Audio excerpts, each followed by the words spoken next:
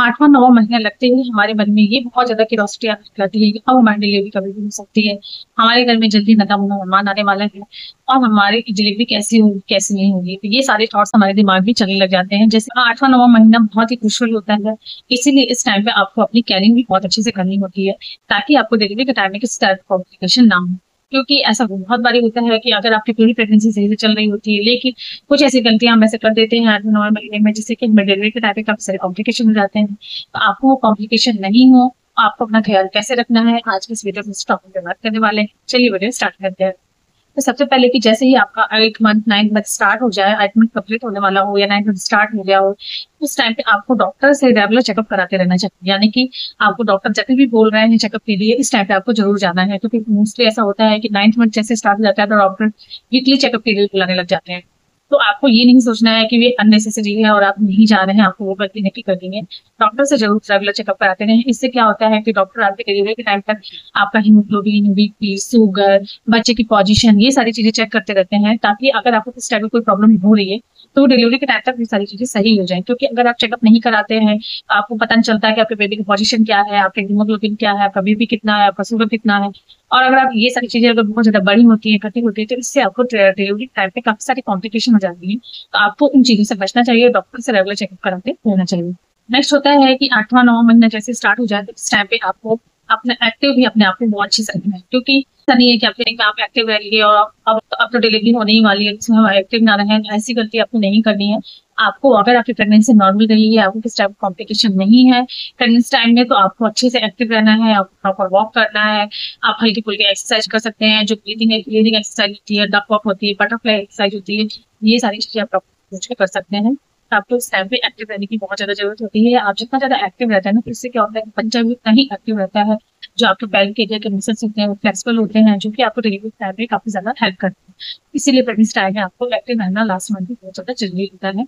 लेकिन एक चीज का और ध्यान रखना है कि बहुत ज्यादा एक्सेस एक्टिविटी भी नहीं करनी है। ऐसा नहीं करना है कि आप बहुत ज्यादा ही अपने आप को एक्टिव रख रहे हैं, बहुत ज्यादा ही अपने आप को थका रहे हैं, और तो ये गलती भी नहीं करनी है। एक लिमिटेड मात्रा में, जो जैसे कि घर पे काम करने हैं, आपको वॉक करना है, अच्छे से आपको एक्सरसाइज करनी है, ये सारी चीजें आपको लिमिटेड मात्रा में करनी है, बहुत ज्यादा एक्सेस मात्रा में भी ये सारी चीजें नहीं करनी है।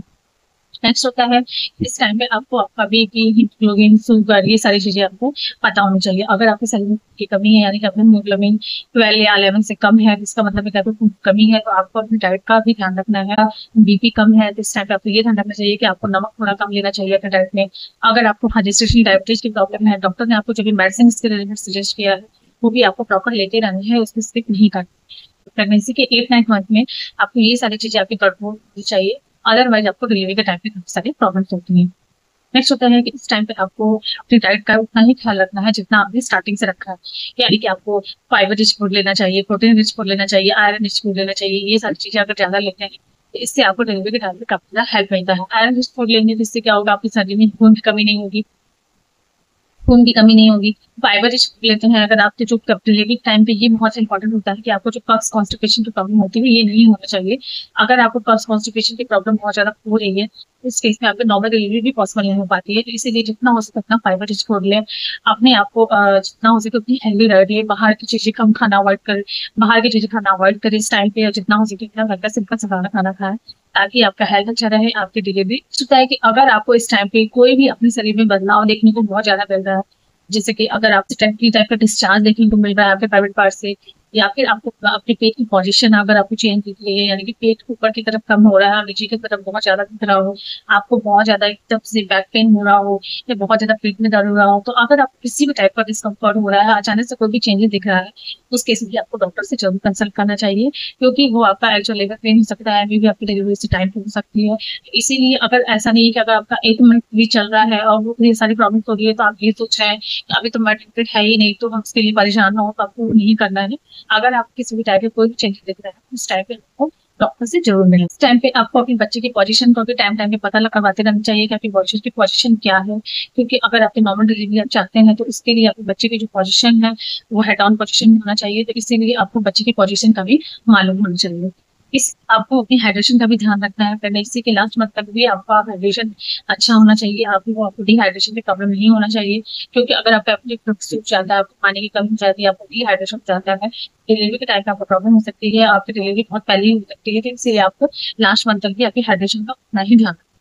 नेक्स्ट कि आपको अपने मेडिसिन भी उस टाइम तक लेना है। ऐसा नहीं है कि प्रेगनेंसी का 9 मंथ आ गया है, मेडिसिन लेना छोड़ दिया कि अब तो हमारी डिलीवरी होने वाली है, आपको ये गलती नहीं करनी। डॉक्टर ने आपको जिस भी चीज की मेडिसिन दी है, कैल्शियम आयरन प्लस, अगर आपको किसी टाइप की कोई प्रॉब्लम है, folic acid, calcium iron folic acid, या फिर आपको किसी और चीज की कोई प्रॉब्लम है, शुगर की प्रॉब्लम है, किसी भी चीज की प्रॉब्लम रिलेटेड आपको डॉक्टर ने मेडिसिन दी, तो आपको वो टिल द डिलीवरी डेट तक लेना ही है।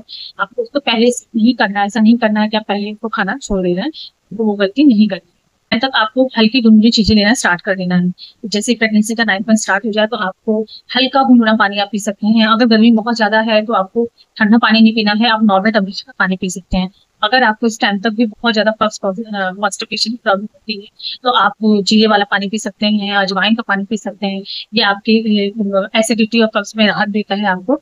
और अगर बहुत ज्यादा कॉन्स्टिपेशन की प्रॉब्लम होती है तो आप हल्के गुनगुने पानी में आधे कप पानी में थोड़ा सा घी गिरा के पी सकते हैं, उससे भी आपको राहत मिलता है। तो अगर आपको कॉन्स्टिपेशन की प्रॉब्लम इस टाइम पे बहुत ज्यादा हो रही है, तो आपको ये चीजें जरूर ट्राई करना चाहिए। नेक्स्ट, इस टाइम तो आपको डिलीवरी के लिए बहुत ज्यादा एनर्जी चाहिए, तो आपको ड्राई फ्रूट्स भी खाना चाहिए अच्छे से।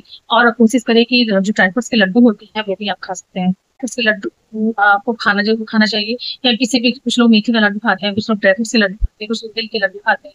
तो जो भी लड्डू आप खा सकते हैं वो डॉक्टर से पूछ के आप लड्डू खाना स्टार्ट कर सकते हो।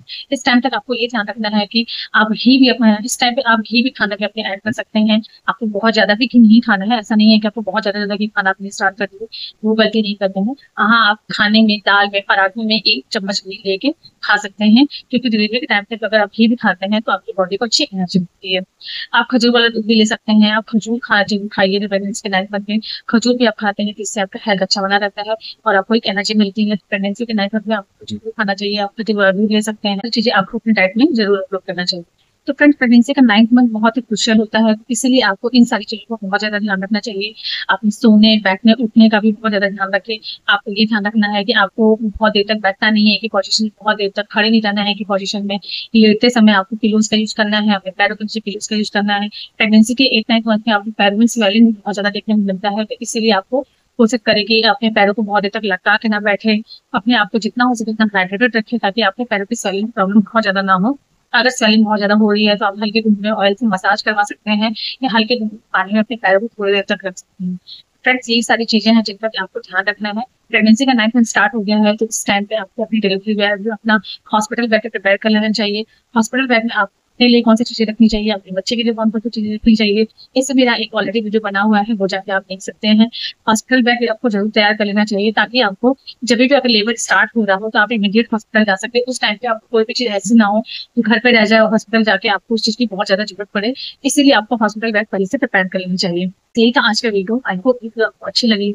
मेरी वीडियो अच्छी लग रही हो तो मेरे वीडियो को लाइक कर दे। चैनल को अभी तक सब्सक्राइब नहीं किया, चैनल को सब्सक्राइब करके बेल आइकन प्रेस कर दे, ताकि आपको करने से रिलेटेड सारे अपडेट्स मिलते हैं। मिलते हैं नेक्स्ट वीडियो में।